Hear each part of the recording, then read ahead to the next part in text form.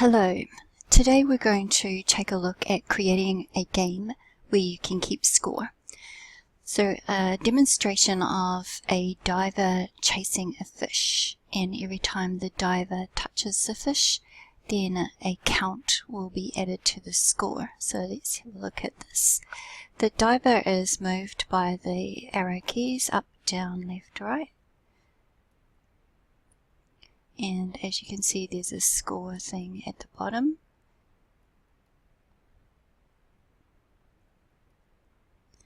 So I've managed to touch the fish. And it has to be the red part of his tail or else the score doesn't count.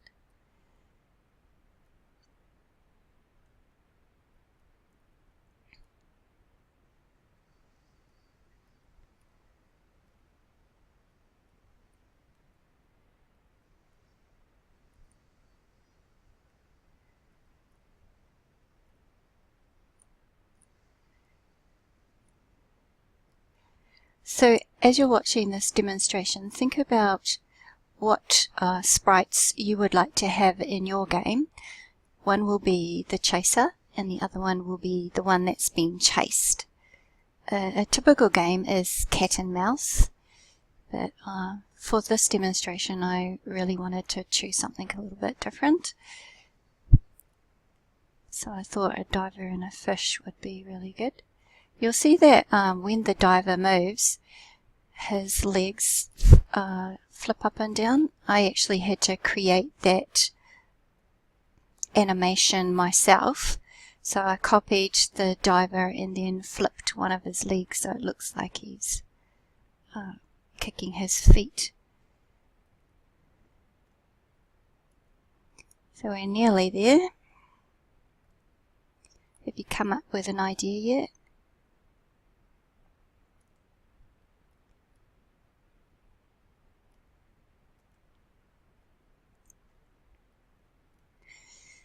So you'll see once you reach a score, I put in if you reach a score above 15, then say well done, you've reached the maximum points and congratulations, game over.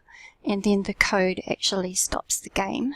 And then if the person wants to play again, they'll have to push start.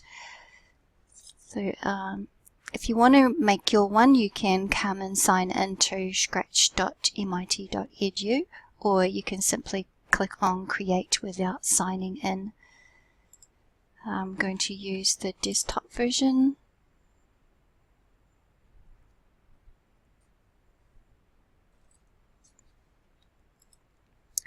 And we don't need this cat, so right click and delete. The first thing I'm going to do is set up the code that registers the score, and it's under variables. Variables are used for various things. Today it's going to be to keep score. We're going to make our own variable, so click on make a variable, and we're simply going to call it score. And OK. And then I'm going to go to the menu for sprite, and I'm going to choose the cat that looks like it's crouching down ready to chase. And I'm going to set up some code for this cat. I'll set up half the code and then I'll come back after I've set up the mouse and I'll finish the code. First of all, I want to go into costumes, and the cat's nose is red, but I want it a particular red color, so I'm going to convert to bitmap. Then in the fill, I'm going to bring the color down to 0, the saturation up to 100, and the brightness stays at 100. Then in the fill bucket, we're just going to click on his nose and it'll go a brighter red color. Then into code, events, and when the red flag is clicked, then under motion, we're going to go to the X and Y coordinates where we've already placed our mouse. Then back under events, we're going to put in the code that will help the person playing the game use the arrow keys. So it's this one here when the up, down, right, left arrow key is pressed. So we're going to use this one and we change it to up. Then motion, point in direction, and in where it's got 90 at the moment, this is clickable, and we choose the up position, and that's at 0 degrees. Then we want to be able to move, and I'm just going to reduce the cat's movement a little bit and change it to 7. And then set rotation style. I just want it to do an all round. And then if on edge, bounce. We're going to copy this code, duplicate, and we need one for each of our arrow keys. So this is going to point right, change our degree setting, and then duplicate and change it for the left arrow, and the degrees needs to be at -90. Then the last one is for our down arrow, and change the degrees to 180. This is as much of the code that I'm going to set up at the moment. Now I'm going to choose another sprite, and it's going to be the mouse. We can search for the mouse, or you can change the category to animals. As you hover over the mouse sprite, you can see that it's got two costumes where it's moving slightly, the legs are moving, and the tail is wriggling. So we're going to choose the mouse. We want to reduce the size down to 70. And you'll notice that when you do that on the sprite, both costumes go down to 70, so that's good. We want to place the mouse up in the top right hand corner and then change the direction.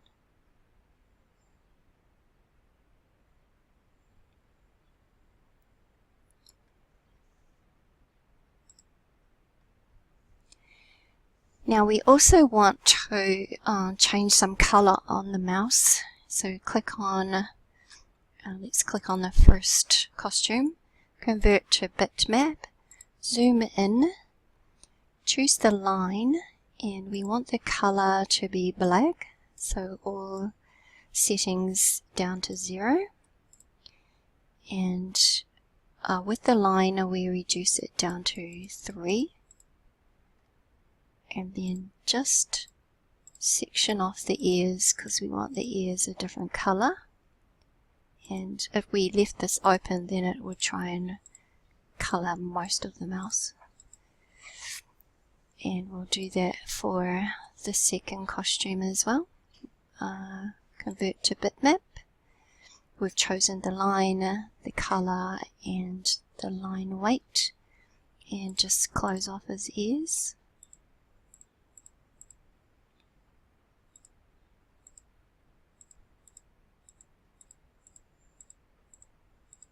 Then we're going to make his ears red, so color stays at 0, saturation 100, brightness 100, and it changes the color.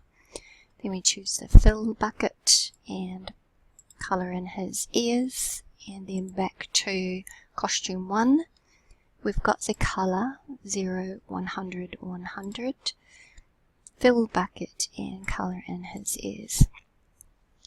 Now the code for the mouse is the events when the green flag is clicked. Under motion, go to the XY coordinates. Then we want the forever block under control. And we want the mouse to move 10 steps. And we also want to see the other costumes. So next costume. And we, under motion, set rotation style and we change it to all around. Then we do turn right, turn left.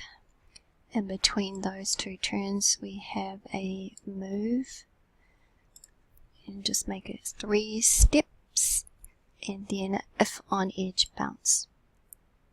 Now with this turn we actually want to have the turn random or else it becomes predictable.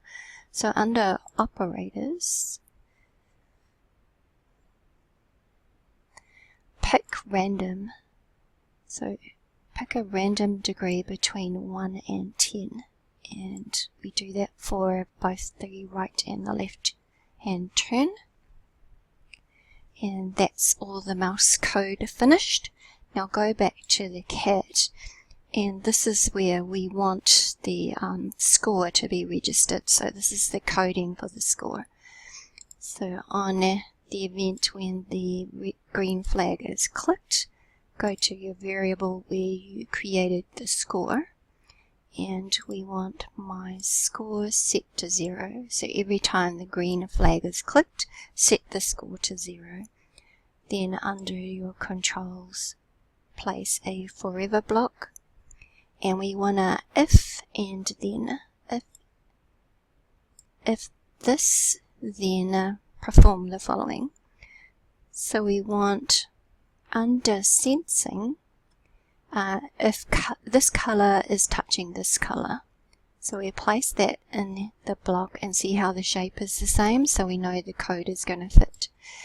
And this is where we pick up the red color that we did on the cat, and the red color we did on the mouse.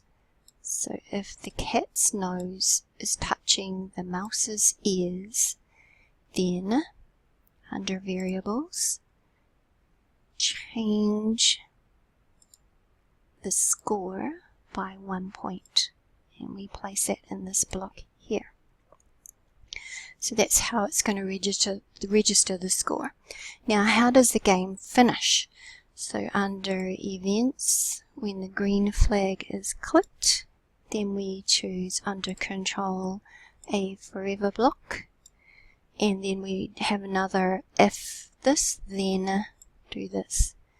So under operator, we want a maximum score. So we're going to, if the score is greater than this number, so see how this will fit into the shape.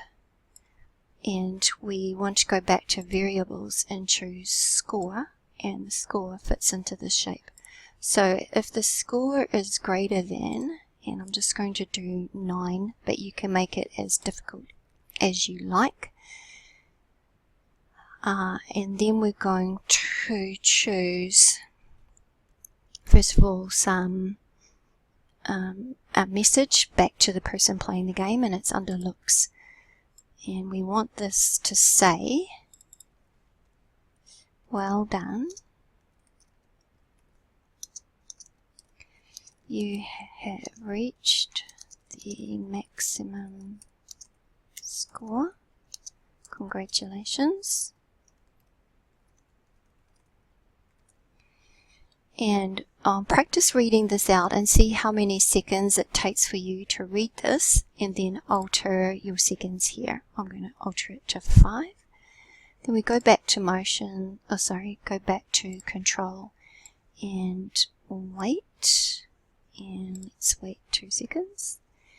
And then back to looks, because we just want to say game over, just so the person knows that they can no longer play the game.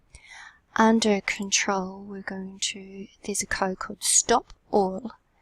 So once they've reached the maximum score, then they're going to get these messages, and then the game will stop and they can't play it anymore. So let's see what this looks like, and then eventually we'll put in a background. So now we've got control of the cat with the arrow keys, and you'll see the score up the top changing every time the nose of the cat touches the ears of the mouse.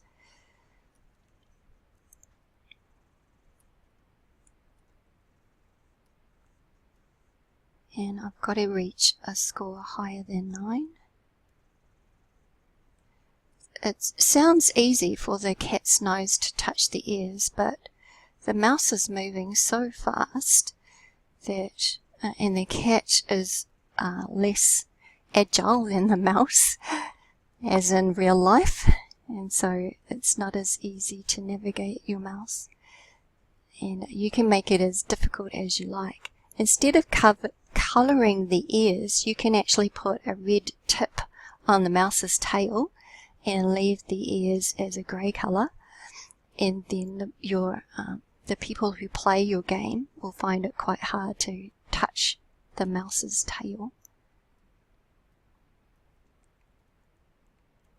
I'm nearly there, just a couple more points away.